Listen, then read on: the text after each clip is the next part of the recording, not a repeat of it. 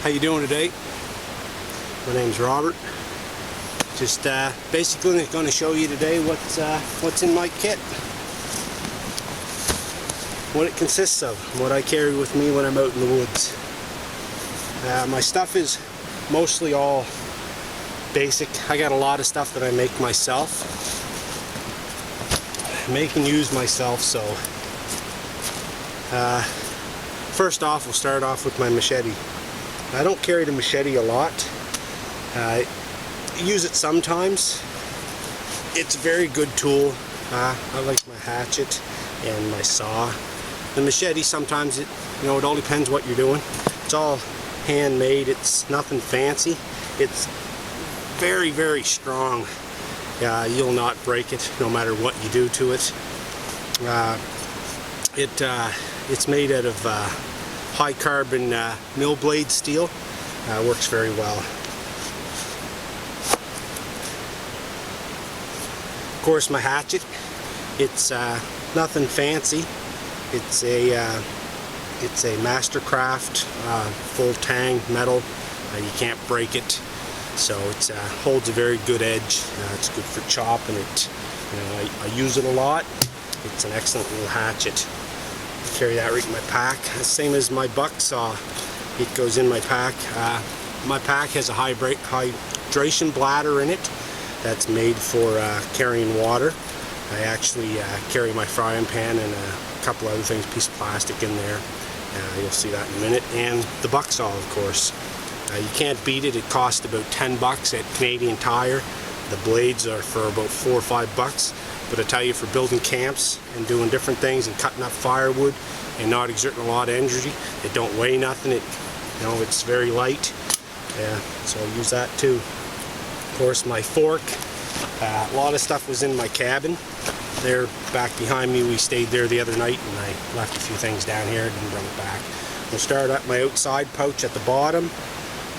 My fork I found actually snorkeling. It's a 1992 Heritage fork. It's actually something that's, I don't know, I don't really need a fork. I should have a spork.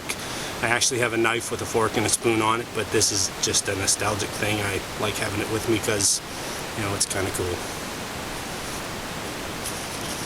Of course, there's carry rope. This is about 40 feet or something, 30 feet of nylon braided cord. It's very strong. Set big snares with it if you want it to. Of course, there's some cotton rope here. It's good for making wick. You can unravel it. There's finer strands inside of it. You can do all kinds of different stuff with it. You guys know what you can do with the rope, but this makes good wick and stuff like that. So it's in my pack usually all the time, or some sort of cotton.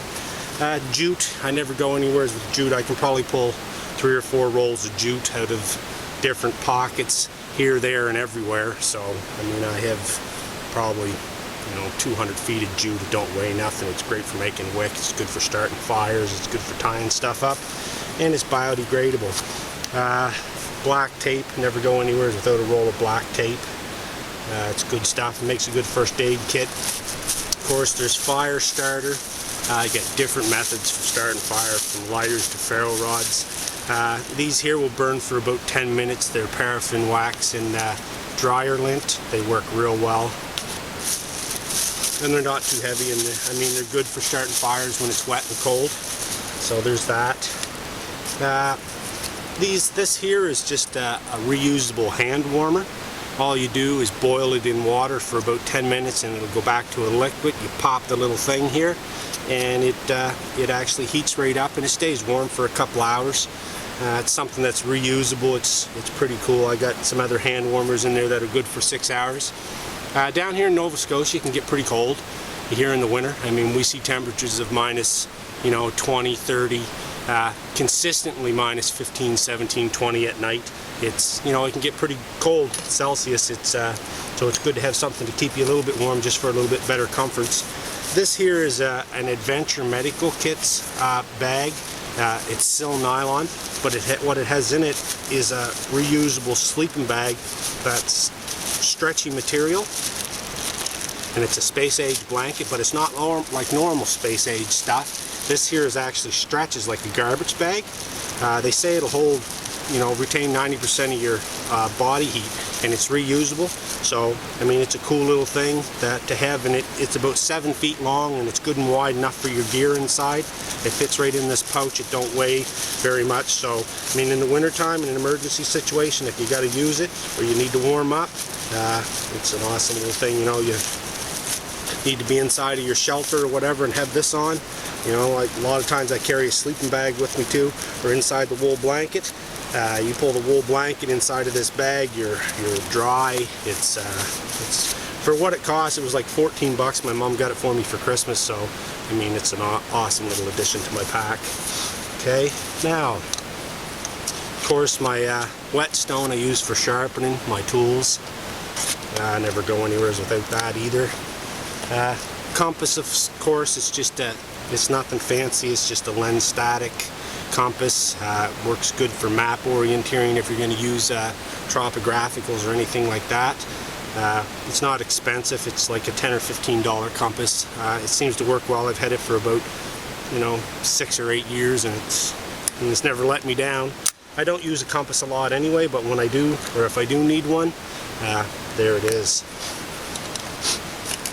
My cook kit consists of my winter kit for my alcohol stoves. I carry a couple of them with me just in case. They work real well. With alcohol, they work real good. They got a winter kit that goes on and just goes together like that for if you would need to melt snow or something and you get high condensation. They work excellent for that inside the pot. Of course, I got a metal water bottle too that I can carry my water in if I need to melt water, snow in that, or the cup or whatever. There it is. Of course, I have quite a few different spots where I keep fire starting gear. This is something I've had forever. I think it's like a Second World War issue. This actually has some fire starting equipment in it. It has hooks and sinkers, some fishing line for fishing. It's got some reusable matches in there.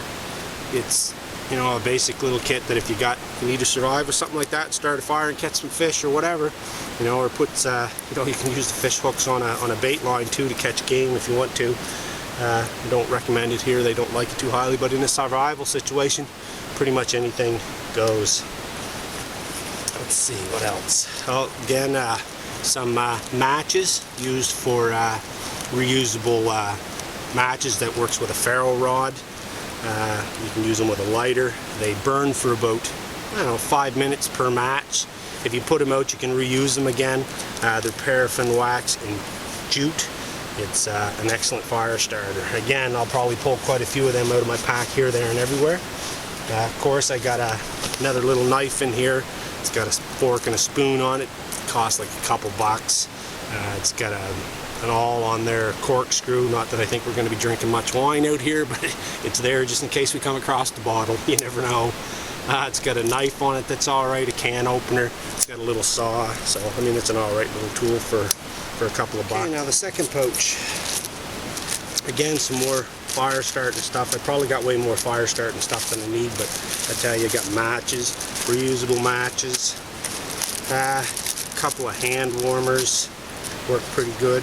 Again, another roll of jute, whistle, just in case you're lost and need to blow a whistle.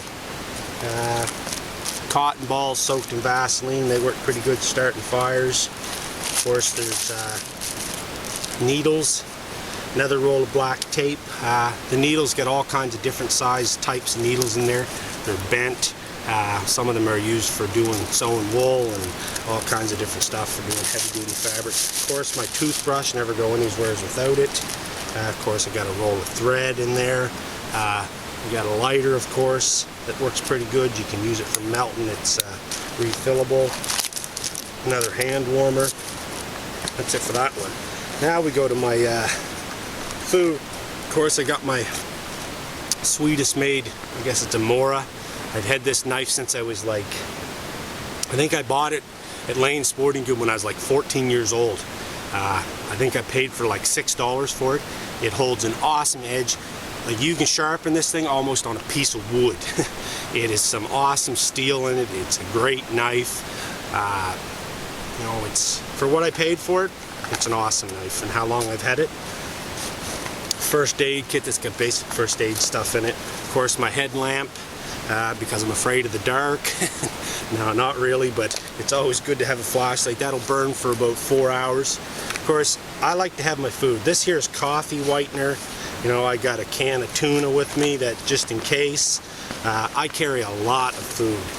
Coffee, extra coffee, because if I'm in the bush or lost and I got no coffee, I'm not going to be a happy camper.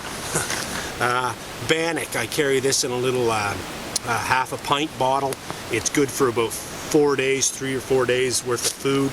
Salt and pepper, because when you're eating stuff off of the wild and eating, you know, grass and stuff like that, it's great to have some seasoning. Extra strength Tylenol. I got my pills here just in case I have a head cold or whatever. I got a bottle of bacon fat I can use for wick lamps, all kinds of different stuff.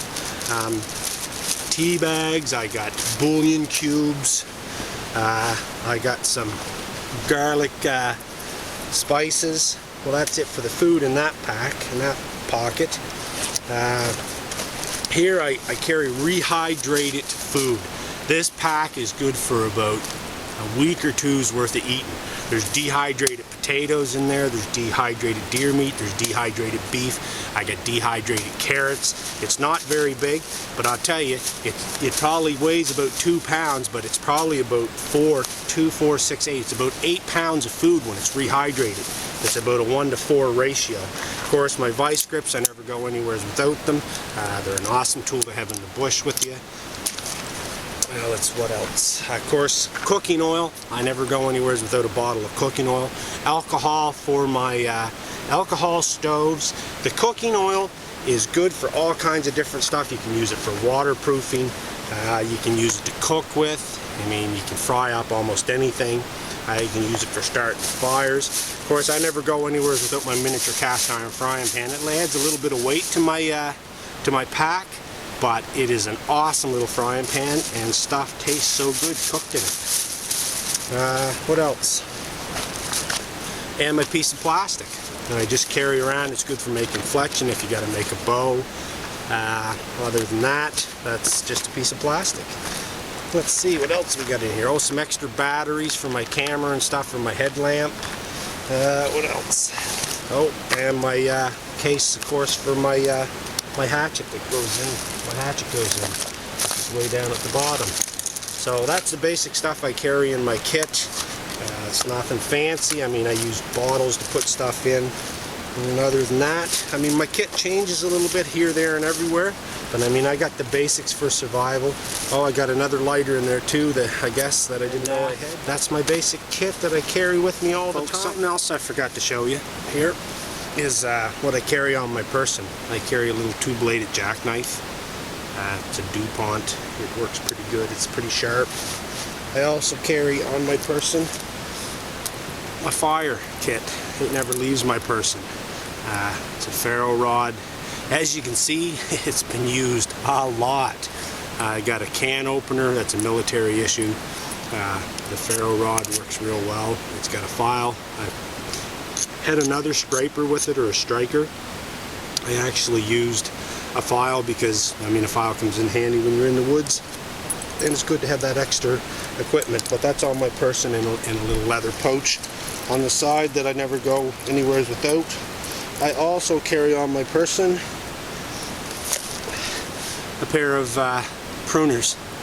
They are awesome at shelter construction, building fires. If your hands are cold, you can't break stuff up. Good for cutting out stuff away when you're building snares and traps.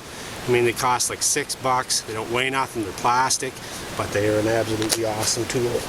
My knife, of course, it's homemade.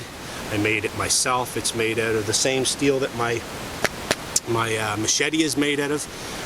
It's like, you can't break this stuff. You can pry with it. You can do anything you want. You can smash and bang on it with rocks and hammers. It absolutely doesn't hurt it. It's a great knife. It's great for processing food and skinning. Be prepared, because you never know what's going to happen. Anyway, folks, my name is Robert. Thanks for watching my videos and taking a look at my stuff, and you guys have a good day. Thanks.